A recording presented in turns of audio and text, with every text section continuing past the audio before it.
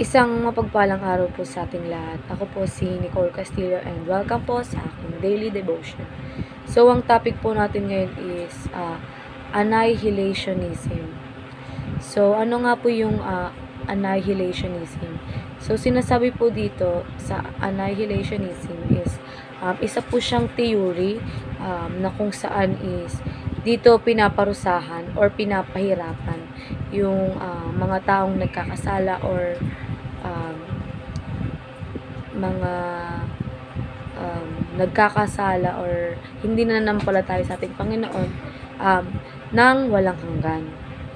So, ayon nga po sa Matthew chapter 25 verse 41, "Then he will says to those on his left, Depart from me, you who are cursed, into eternal fire, prepared for the devil and his angels."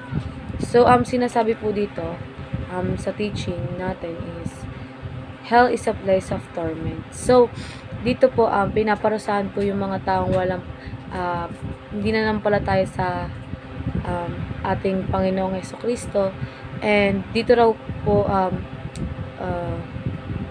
pinapahirapan din ng mga demons. So, kumbaga po is, lahat po ng nagkakasala or di po na nanampalataya sa ating Panginoon is pinaparusahan po dito sa hell. So, next po is, hell is eternal separation from God. So,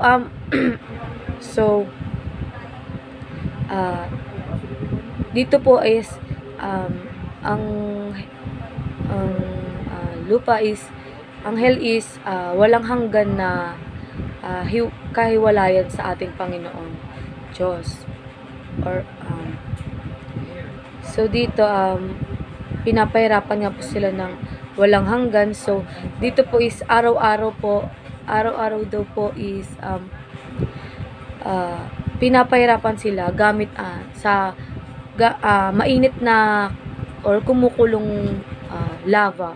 So, dito po ay pahirap ng pahirap ang kanilang buhay hanggang sa walang hanggan ay papahirapan sila. So, hell is unlikely be annihilated.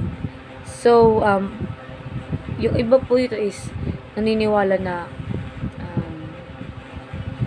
yun nga po is pinaparusahan po yung mga taong nagkakasala at hindi na nampalataya ng walang hanggan.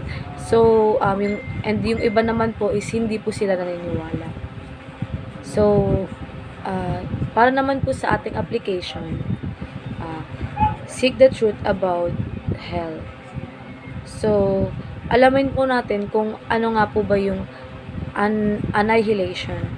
So, magbasa po tayo ng Bible and aralin po natin siya. So, kung ano nga ba ang annihilation. So, next naman po, seek unbelievers as emergency patients. So, may mga tao po kasi talagang malayo sa Diyos or hindi po nananampalataya sa ating Panginoon. So,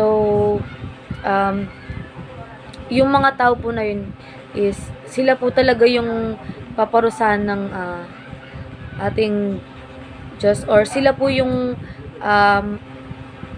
mapupunta daw po sa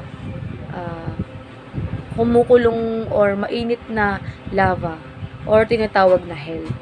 So, last naman po, snatch the people from the fire. So, kung may kakalalaman po kayo na malayo sa Diyos or hindi na naman pala tayo, is hilain po natin sila papunta sa Diyos, or hilain po natin sila sa nagbabaga or nagiinit na apoy, and kumbaga hilahin po natin sila sa mga masasamang gawain. And ayun lamang po, maraming salamat.